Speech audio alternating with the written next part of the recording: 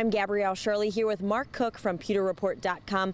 Mark, let's start with the highlights from the pressers today. We had the starting quarterback, Ryan Fitzpatrick, and the offensive coordinator, who is now calling the plays. Yeah, Todd Monken was at the podium today. Kind of a subdued guy, kind of very humble guy. Trying not to be too like, yeah, we went out there and kicked butt, right? Trying to be very humble, which is, I think, is the right approach to take. Look, he said he was numb after that game.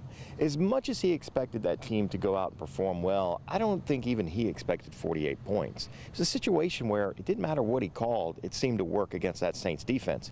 But see, Todd Monken's been around long enough, Gabby, to know that that's not the way it's going to work every week. So you can't get too high, you can't get too low. There's going to be games where we're going to be questioning, man, that was an awful offensive output probably. So he understands that. So, but Todd was good today. Talked about some of the things that worked and some of the things that, they still need to improve on. But the one thing that he talked about, number one, was Ryan Fitzpatrick's presence, his veteran leadership, how he's seen everything. He also talked about the play of the offensive line and how well they protected the quarterback. And that's really, when you go back and look at it, Gabby, football 101, right? The team that blocks the best and tackles the best tends to win. And the Buccaneers tackled just enough in that game, but they blocked very well. Not only for Ryan Fitzpatrick, but they were able to create some running room too as well. So I think Todd Monken did a good job today, and I think he did a great job on Sunday calling plays. And he did mention, though, it's a collective effort. He wasn't taking credit for that 48 points solely. Dirk Cutter has an input. Really, that whole offensive staff has a collective input on the game plan and even in the play calling, because Dirk is on the headset talking to Todd Monken while all this is going on. Now, how do you think the Buccaneers offense is going to fare against the Eagles defense on Sunday?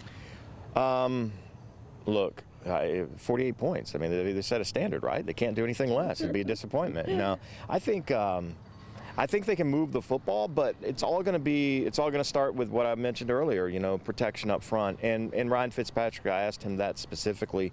When he looks at the Eagles defense, what really stands out to him, and he mentioned their front four and how well they can get after the quarterback with just four guys. He said that doesn't mean they're not going to blitz or come after him, but they're really tough up front. And what else they have is a lot of depth up front too, so they can bring wave after wave, which I think is going to be crucial for the Eagles to have success, because again, 1 o'clock Sunday here in Tampa, it's going to be 95 degrees on that field, maybe even hotter on the field, So having fresh bodies in there is going to help. But I think the Buccaneers have that advantage, though, because they've been practicing in this heat.